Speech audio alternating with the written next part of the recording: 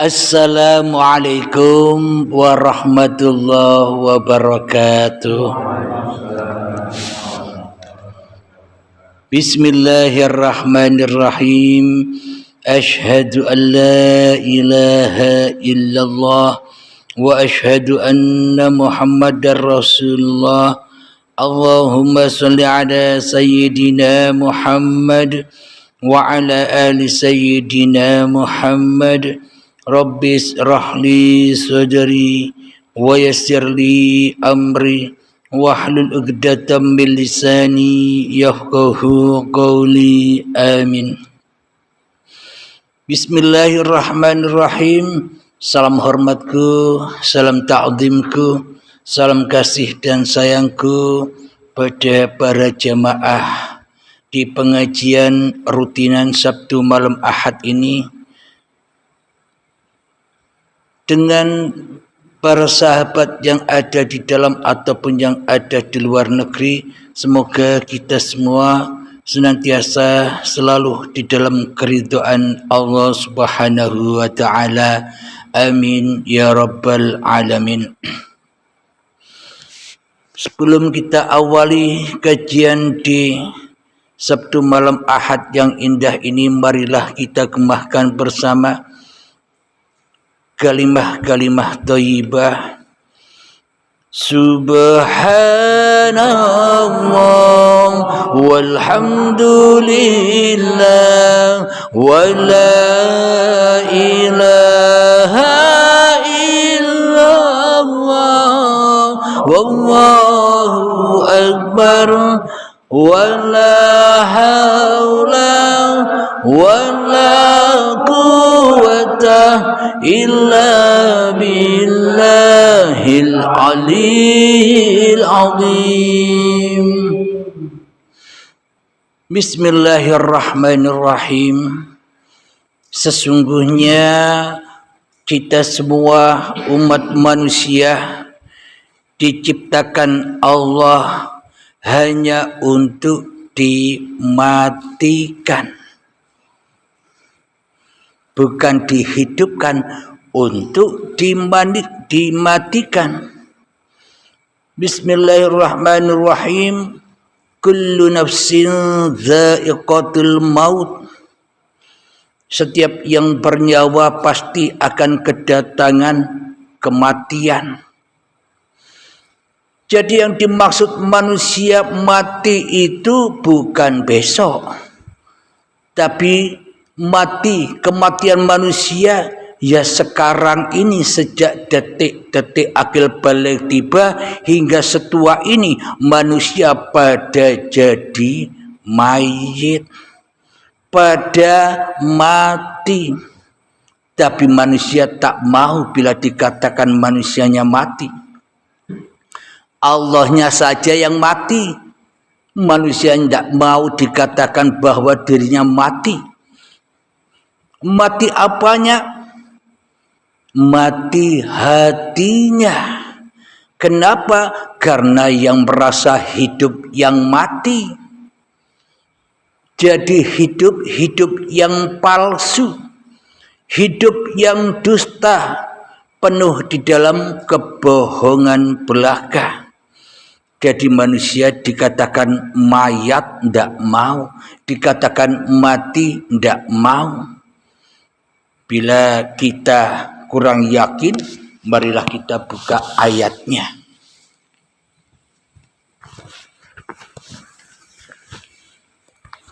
Marilah kita buka. Mari kita buka di dalam surat Al-Mu'minun, ayat yang ke-12. Bismillahirrahmanirrahim. Walaqad khalaqnal insana min sulalatin min tin. Yang artinya, dan sungguh kami telah menciptakan manusia dari saripati, yakni berasal dari tanah. Thumma ja'alnahu nutfatan fi qararin makin. Kemudian kami menjadikannya air mani yang disimpan dalam tempat yang kokoh, yakni rahim. Thumma khalaqna an-nutfata 'alaqatan fa khalaqna al-'alaqata mudghatan fa khalaqna al-mudghata عظاما فكسونا العظام لحما ثم أنشأناه خلقا آخر فتبارك الله أحسن الخالقين. Kemudian air mani itu kami jadikan sesuatu yang melekat. Lalu sesuatu yang melekat itu kami jadikan segumpal daging. Dan segumpal daging itu kami jadikan tulang belulang. Lalu tulang belulang itu kami bungkus dengan daging. Kemudian kami menjadikannya makhluk yang berbentuk Maha Suci Allah, pencipta yang paling baik. Ayat yang ke-15. Tsumma innakum ba'da dzalika lamayitun. Kemudian setelah itu sungguh kamu pasti mati. Nah, inilah tujuan Allah menciptakan manusia hanya untuk dimatikan. Ora oleh rumangsa urip.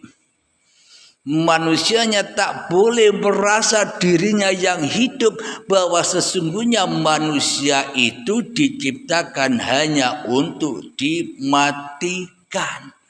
Maknanya apa? Hanya untuk diperankan Tuhan. Al-insanu sirri wa ana sirruhu. Sesungguhnya manusia itu adalah rahasia dan akulah rahasia di balik manusia itu. Ayatnya artinya kemudian setelah itu sungguh kamu pasti mati. Kelanjutannya Tsumma innakum yawmal qiyamati tub'atsun. Sampai kapan manusia mati? Kemudian sungguh kamu akan dibangkitkan dari kuburmu pada hari kiamat. Jangan menghayal mati-mati yang besok. Jangan menghayal kiamat-kiamat yang tidak ada. Bahwa kamu dimatikan ketika kamu belum bertuhan, itulah mati. Ketika dirimu yang paling wujud di dalam hatimu, ketika dirimu yang paling hidup di dalam hatimu, ketika dirimu merasa paling berkuasa daripada Tuhanmu di dalam hatimu, ya itulah kematianmu, mayit. Maka dari itu di dalam ketika kita mengantarkan jenazah ada talqin mayit. Jadi yang ditalqin itu bukan mayit yang ada di dalam tanah. Yang ditalqin itu sesungguhnya mayat yang ada di dalam badan-badan manusia yang mati ini. Itu yang ditalqin. Supaya apa? Supaya bisa pulang kepada Tuhannya. Kenapa talqin itu bukan untuk orang yang sudah mati, yang dipendam di dalam kuburan? Yang sudah mati sudah pasti kembali kepada Tuhannya. Tapi yang mati di dalam pengakuan dirinya, tapi yang mati makan buah khuldi, buah-buah yang terlarang, ini masih belum sadar bahwa dirinya adalah mayat. Ditalkin tidak mau, bukan aku yang ditalkin. Yang ditalkin kan mayat yang ada di dalam kuburan. Pakai logika kita, pakai akal sehat kita. Siapa yang bisa mendengarkan talqin dari Pak Mudin itu? Mayat apa bisa mendengarkan? Jadi yang bisa mendengarkan talqin dari Pak Mudin, ya pengunjung yang mengantarkan jenazah itulah yang ditalqin. Marabbuka, siapakah Tuhanmu? Berhubung yang mati ini belum ada imannya, berhubung yang mati ini belum ketemu dengan hari kiamat, belum bertemu dengan hari kebangkitan, ya tidak bisa menjawab. Berhubung yang mati ini belum ketemu baiat, ya tidak bisa jawab bahwa Allah Tuhanku. Akan tetapi selama ini kita jadi mayat, tapi tidak terasa, yang mana kita merasa lebih ada daripada adanya Allah. Itulah yang dikatakan kematian. Manusia mati diciptakan hanya untuk mati. Sampai kapan? Sampai hari kiamat. Kapan hari kiamat itu? Hari ketika detik-detik syakaratul maut tiba. Itulah hari kiamat itu. Bukan hari kiamat yang tidak ada. Yang di luar yang ditunggu-tunggu manusia itu kan yang tidak ada. Itu hanya bioskop. Padahal kiamat yang di dalam ini yang perlu kita menghadapinya. Apa itu? Baiat. Kiamat itu baiat supaya apa? Supaya bangkit kemanusiaanmu menuju pulang ke hadirat Tuhanmu yang menciptakan kamu. Jadi jelaslah bahwa manusia itu sesungguhnya diciptakan hanya untuk dimatikan. Kalau manusia diciptakan hanya untuk dihidupkan, berarti ayatnya tidak bilang begini, kemudian setelah itu sungguh kamu pasti mati. Apa mati maknanya? Menungso sing rumangsa urip, itulah menungso sing mati. Manusia yang merasa dirinya hidup, itulah manusia yang mati di sisi Allah. Mati versinya Allah, mati hatinya akan kewujudan Tuhannya, mati hatinya dari kehidupan Tuhannya, mati hatinya dari kekuasaan Tuhannya. Itulah manusia yang mati ini. Bila manusianya mati, apakah beragama dan bertuhannya muspro, sia-sia saja? Solatnya solat yang mati, agamanya agama yang mati, ibadahnya ibadah yang mati, solawatannya solawatan yang mati. Jadi tidak ada gunanya. Kenapa? Karena hancur semua di dalam kematian manusianya. Jadi kapan ibadah, kapan amal soleh itu berlaku? Ibadah dan amal soleh itu berlaku pada tiap-tiap diri manusia ketika manusianya sudah ketemu dengan baiatnya, ketemu dengan detik-detik syakaratul mautnya, ketemu dengan perpisahan dirinya dengan hidup dan badan ini. Itulah lillahi ta'ala. Baru nyata la ilaha illallah. Baru nyata Muhammad bukan kamu yang melempar, tapi aku yang melempar. Nyata. Itulah iman, itulah takwa, itulah keyakinan. Jadi bagi sahabat-sahabat yang sudah berbaiat, maka tak ada lagi Tuhan yang selain Tuhan yang menciptakan diri kita dan yang menciptakan seluruh alam semesta ini. Tuhannya sama, tidak ada beda. Baik kita melihat orang-orang yang lainnya, agama Islam, agama Nasrani, Yahudi, Majusi, apapun mereka agamanya, maka bagi Anda Tuhannya ya sama. Tidak ada yang beda. Yang membedakan hanya nama-nama Tuhannya saja. Tapi hakikatnya nama-nama Tuhan yang berbeda-beda yang sering diperdebatkan itu hakikatnya ya sama juga, yakni uripe Allah. Karena manusianya mati, ya pecawan terus rebutan jenenge Tuhan.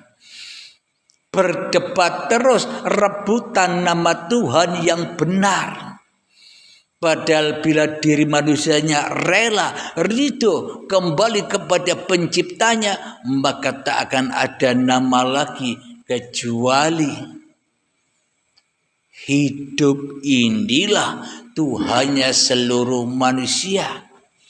Hidup inilah yang menguasai panggung sandiwaranya manusia. Berdebat apapun mereka, tapi bagi Anda, saudaraku, sahabatku yang sudah berbaiat, semuanya itu sama saja. Ra ono sing salah, tidak ada yang salah. Kenapa? Karena Anda sudah mengetahui rahasia ilahi. Jadi bagi Anda tidak ada yang salah. Tidak ada yang beda. Tanpa urip yang ada di dalam diri Anda, tanpa hidup yang ada pada alam semesta ini, maka tak akan ada suatu pergerakan atau pagelaran. Tak sebiji darah pun makhluk bisa bergerak kecuali dengan izin Tuhanku. Inilah ketika Anda sudah berbaiat, maka Anda sudah tak bisa lagi memegang diri Anda sendiri, tak bisa lagi merawat hidup Anda sendiri, tak bisa lagi menjaga badan Anda sendiri, karena hidup dan badan bukan milik Anda, tapi miliknya Allah sebagai pencipta seluruh manusia. Jadi nama Tuhan, Tuhan, Tuhan, siapapun Tuhan Anda, hakikatnya Tuhan yang Anda sembah, Dia Maha Pencipta, Dia Maha Kuasa. Jadi janganlah berdebat dengan perbedaan nama-nama Tuhan, toh endingnya ketemu Sang Pencipta yang sama. Jadi hanya nama saja yang diperebutkan. Namun bila manusianya sudah tak berlaku lagi di dalam hatinya, apalagi yang diperebutkan. Bahwa dirinya, bahwa diri mereka juga ahad di dalam lillah, di dalam kehidupan ini. Jadi manusianya ketika sudah ketemu detik-detik syakaratul maut atau sudah ketemu baiat, itulah kiamat yang ditunggu-tunggu oleh setiap jiwa manusia. Sejak zaman Nabi Adam, Nabi Nuh, Idris, dan seterusnya sampai Nabi Muhammad, seluruhnya nunggu-nunggu kiamat. Sampai sekarang pun kiamatnya belum ada. Padahal setiap diri manusia pasti ketemu dengan hari kiamat. Apa kiamat itu? Kiamat itu adalah detik-detik perpisahan antara hidup dan badan ini. Kembalinya manusia di sisi Tuhannya jadi almarhum. Orang-orang yang dirahmati Allah. Jadi Anda bila ingin ketemu orang tua Anda, saudara Anda, ketemu dengan Nabi Muhammad, ketemu dengan Nabi Isa, ketemu dengan para nabi dan rasul terdahulu, ya kembalilah kepada lillah, pasti ketemu. Dibaiat dulu, dipancung dulu manusianya agar tidak jadi Tuhan lagi, maka ketemu dengan Muhammad. Bukan kamu yang melempar, aku yang melempar. Sama imannya dengan para nabi dan para rasul. Inilah iman yang dibawa oleh para nabi dan para rasul. Iman yang seperti inilah yang penting untuk kita miliki, daripada kita sibuk berdebat-debat demi mengunggul-unggulkan syariat-syariat saja. Jadi Anda diciptakan hanya untuk dimatikan, sehingga Allah lah yang memerankan. Itulah agama. Bila kita masih merasa hidup, Allahnya gaib, selamanya kita tak memiliki agama. Kenapa? Pulangnya, roji'unya hati kepada iblis, kepada setan, kepada hawa nafsu ni dewe-dewe. Nama Tuhannya di dalam hatinya, yo jenenge, ya nama masing-masing diri manusianya sendiri yang menjadi Tuhannya diri setiap manusia. Ketika manusia ingin kembali kepada Tuhannya, ya harus ditanggalkan, ya harus dilepas nama dirinya di hatinya. Menurut orang-orang yang belum nyampe kepada lillah, jalan menuju Allah itu murah. Dan jalan menuju neraka itu mahal. Apa yang dimaksud murah? Sholat gratis, tidak usah bayar, bisa sholat. Zikiran gratis, mau berapa ribu pun gratis. Jalan menuju surga itu murah. Berbuat baik gratis. Akan tetapi menuju neraka itu sangat amat mahalnya. Berzina butuh duit, main butuh duit, minum butuh duit, semuanya butuh duit. Akan tetapi di babakan hakikat makrifat ini kebalik, beda.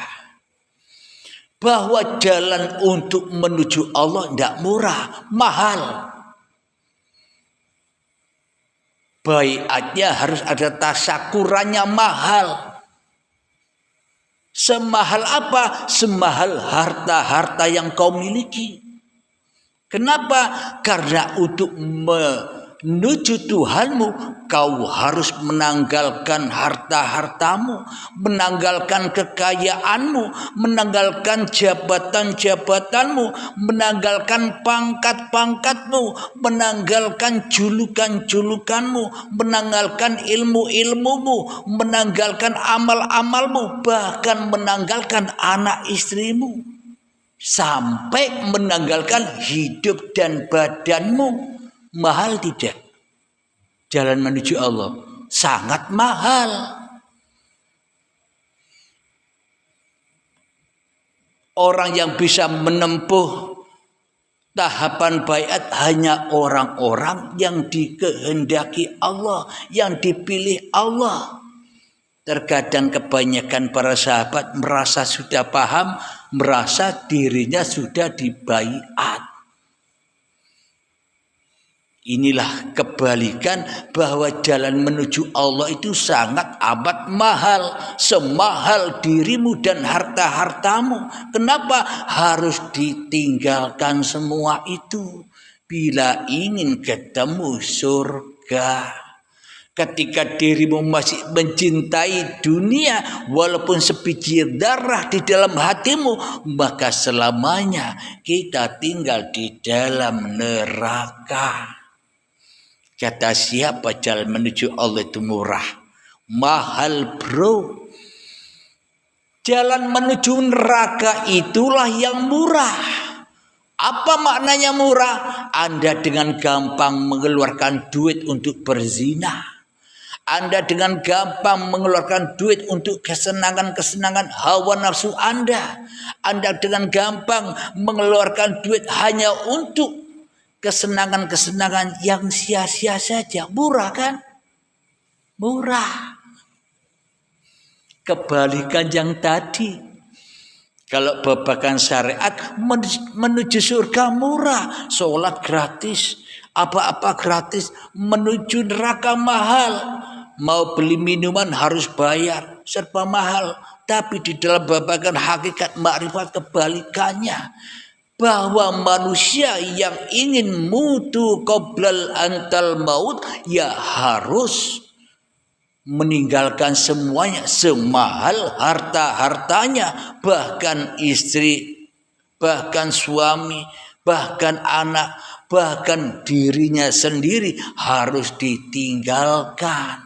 Mahal tidak? Sangat mahal. Maka dari itu kebanyakan orang mundur, takut mati, takut uangnya diambil orang. Kenapa? Saking cintanya manusia kepada harta-hartanya. Akhirnya ya dibakar terus. Tidak diganti dengan harta yang suci.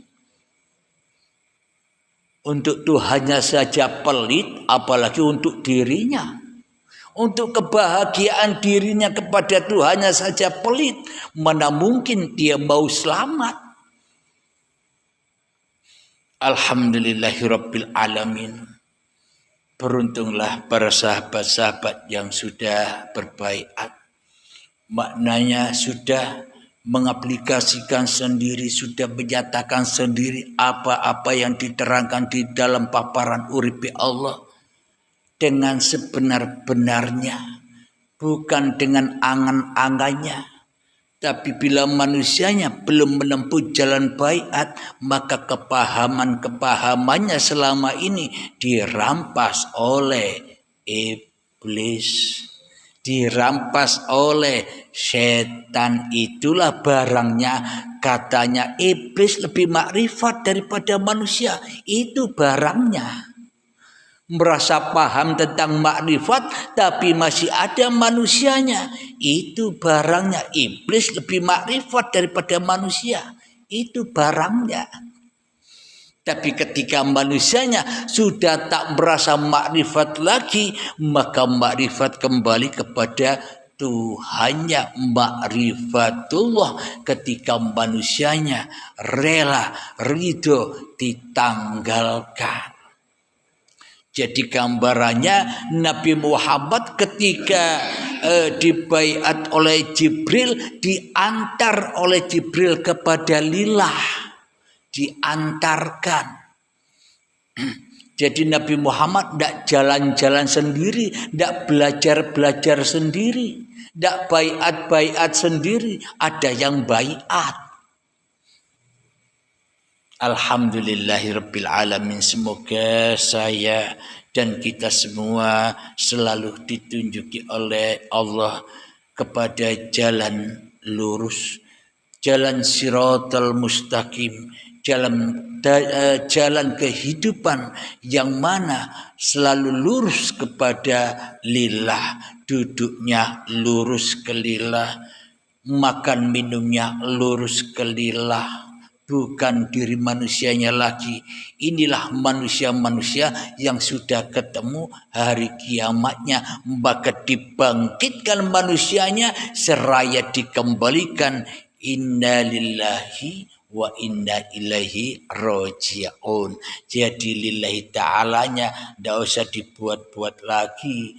Otomatis. dijaga Allah, dicukupi Allah, dipelihara Allah, dipayungi oleh payungnya Allah. Jadi ketika kita menghadapi keadaan apapun, kesulitan apapun, no comment, menengowai, itulah kenikmatan yang sesungguhnya. Bila apa manusia menemukan kenikmatan ketika manusianya rela ridho keadaannya ini hanya dari Allah, itulah orang-orang yang mendapat keridhaan Allah. Bagaimana mungkin kita bisa mendapatkan ridho dari Allah sementara kita tak ridho dengan keadaan kita? Ya nyambung. Berdoa, ya Allah, aku izinkan aku mendapat ridhamu, sementara kita tidak ridho dengan kodok dan kodarnya. Tidak ridho dengan keadaan-keadaan yang sudah menimpa kita. Maka kuncinya relalah, ridholah dengan apapun keadaanmu. Itulah ridhollah itu. Bila Anda sudah di dalam keridhaan Allah, tidak ada pusing lagi, tidak ada susah lagi. Innal awliya la khawfun alaihim walahum yazanun. Para kekasih Allah itu tiada merasa takut dan bersedih hatinya. Kenapa? Karena yang ada hanya Allah. Manusianya sudah kembali kepada Allah.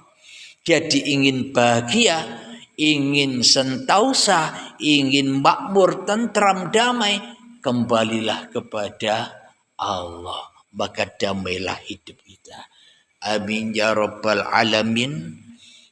Bismillahirrahmanirrahim. Allahumma ya qadiyal hajat, Allahumma ya mujibad da'awat, Allahumma ya rafi'ad darajat, Allahumma ya muhillal muskilat, Allahumma ya syafiyal amrat, Allahumma ya kafiyal muhimmat, Allahumma ya dafi'al baliyat. Allahumma akhtim lana bil iman, Allahumma akhtim lana bil islam. Rabbana atina fid dunya hasanah wa fil akhirati hasanah wa qina adzabannar. Wa sallallahu ala sayyidina Muhammad wa ala alihi wa sahbihi wa sallam.